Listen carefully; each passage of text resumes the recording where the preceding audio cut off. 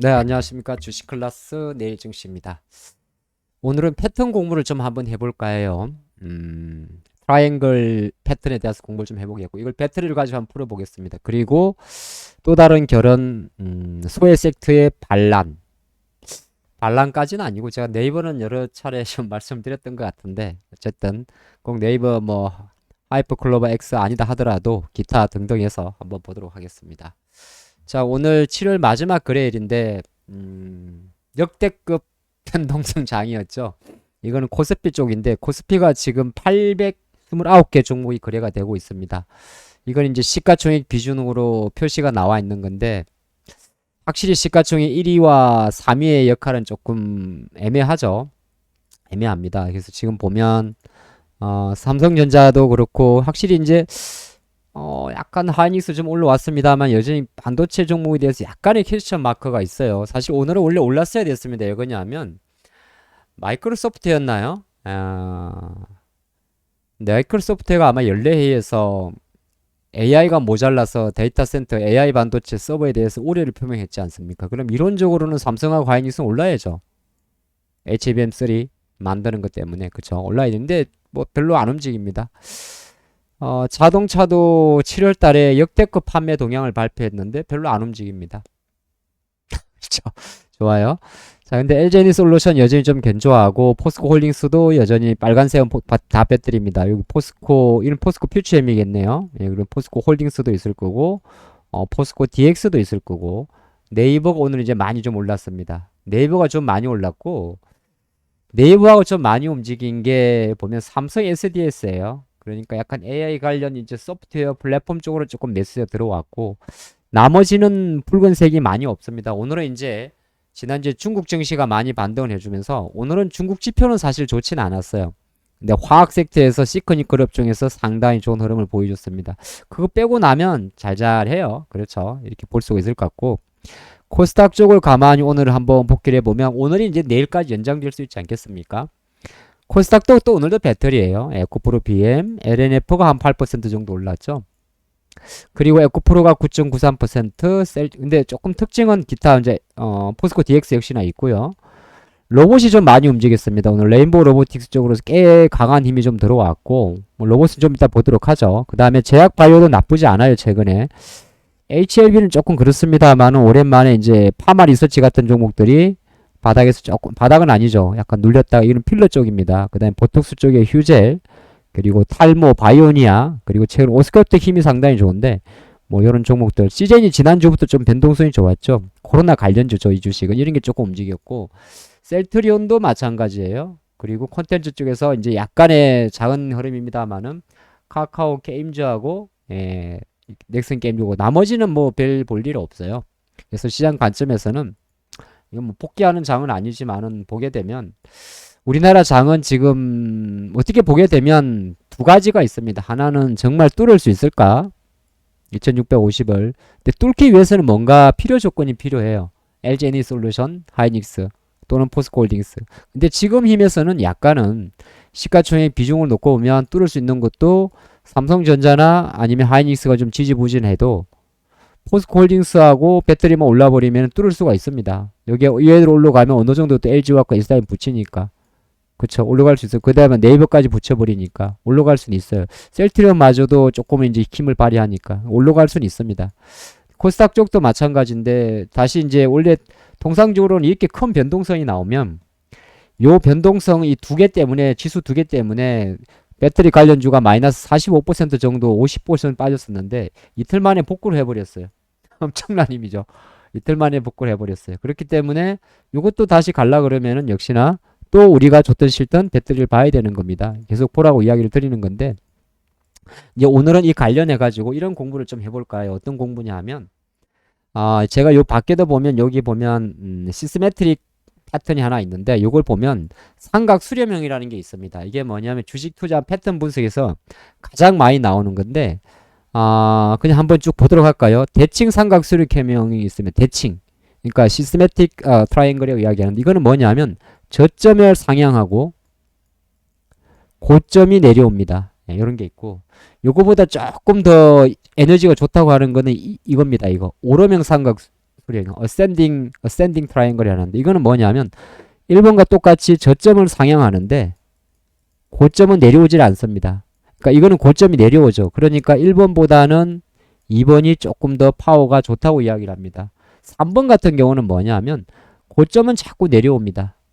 근데 저점이 일정하죠. 얘는 내리면 디센딩이라는 단어를 써야죠.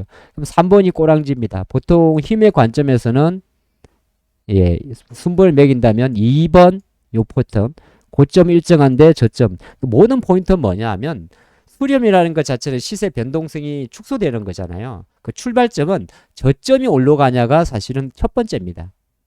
그러니까 2번이 3번보다 강한 거는 얘는 저점이 높였고 얘는 저점이 일정한 거니까. 일정한 건 좋은 건 아니죠. 올라가는 게 좋은 거죠. 그래서 2번이 3번보다 센 겁니다.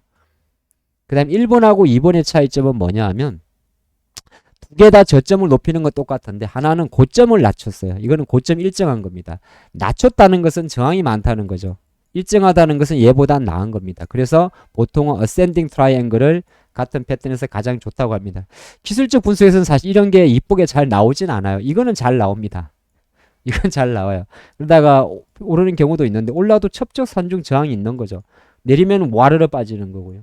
보편적으로 이것도 좀 자주 나옵니다. 오르명이 오히려 잘 안 나와요. 가장 강력한 건데. 곁다 이제 벤치 걸으면서 뭐 라이징 웨지라든지 폴링 웨지가 좀 없잖아 있긴 있습니다. 이 또 사실 잘 안 나와요.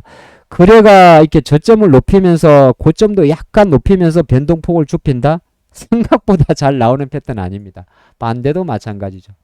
그래서 어떤 이야기 하냐면 제가 바라보는 관점에서는 배터리가 약간 이런 관점으로 가지 않을까라고 생각은 하고 있습니다. 이게 이제 최근에 주식 클래스 유튜브에서 최근에 비율 분석법이라든지 관성의 법칙을 설명하면서 드렸던 지난 영상의 결론인데 그럼 그걸 가지고 주식으로 조금 변환해 보면 제일 먼저 볼 게 포스코 홀딩스죠. 포스코 홀딩스를 우리가 만약에 그때도 제가 얼마 전 영상 참조하십시오. 75만원 기준으로 마디 가격을 계산하면 52만 5천원이 나오고요. 이건 30%입니다. 그 중간값에 대략 56만원 정도 가격을 말씀드렸던 것 같아요.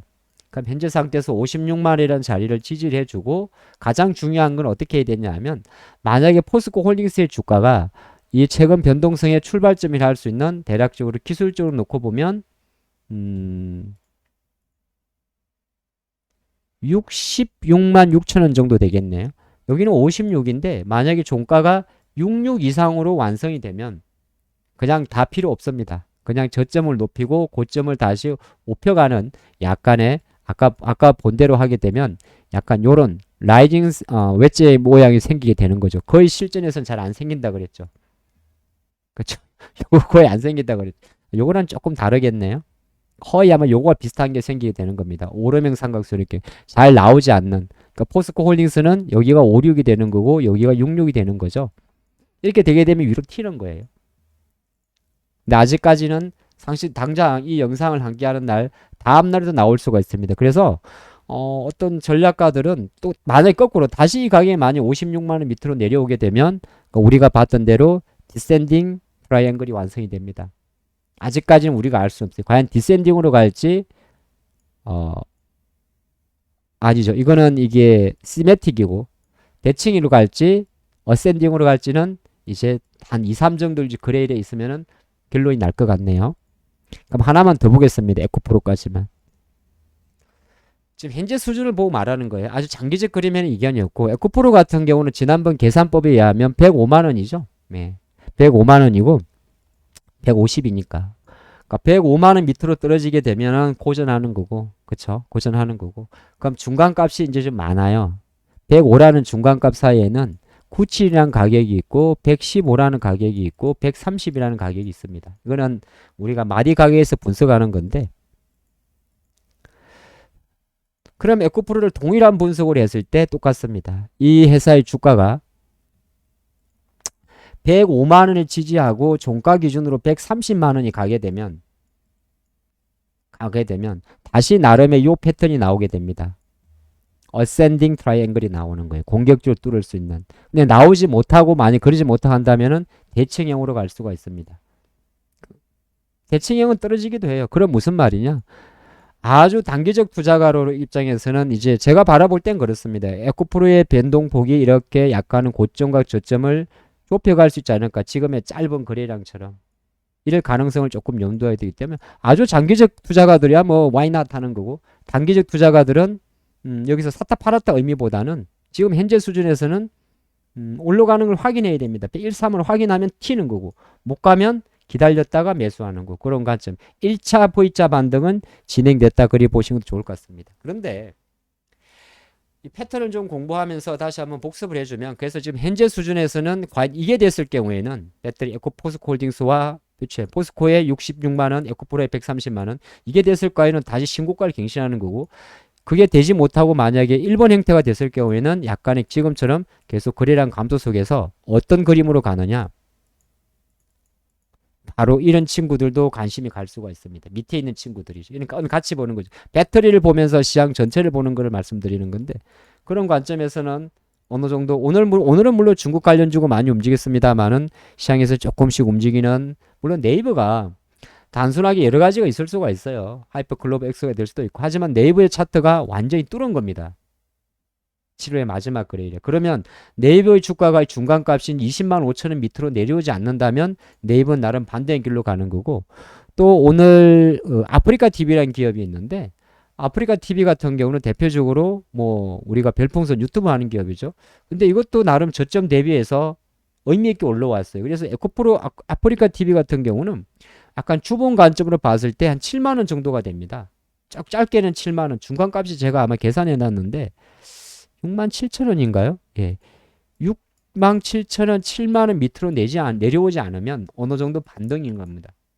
그럼 이런 쪽으로 이제 조금씩 힘이 들어오겠죠. 오늘 갑자기는 아니고, 오늘 시장에서 가장 좀 의미 있게 들어오면서 확 들어온 게 레인보우 로보틱스가 있다면, 이제 이런 식으로 그동안 조금 미쳐있던 로봇이라든지 바이오라든지 포탈이라든지 내수주 관련주들도 어느 정도 반발을 좀 줄 수 있지 않을까, 그렇게 봅니다. 제가 여기에는 네이버 하나라면 적어놨지만은. 그래서 과연 그게 키는 제가 바라볼 때는 배터리, 정확히는 배터리가 아니고 두 가지죠. 포스코와 에코프로가 정말 어센딩 트라이앵글로 다시 한번 66만원, 130만원에 가서 새로운 역사를 보여줄지, 아니면 아쉽게도 그 역사보다는 조금 더 시간을 벌어줄지, 그 관점으로 보시면 재밌을 것 같아요. 여기까지 하죠. 혀깨물 했더니 나오나 같다고? 무슨 그런 말도 안 되는 이야기를. 내일 뵙겠습니다.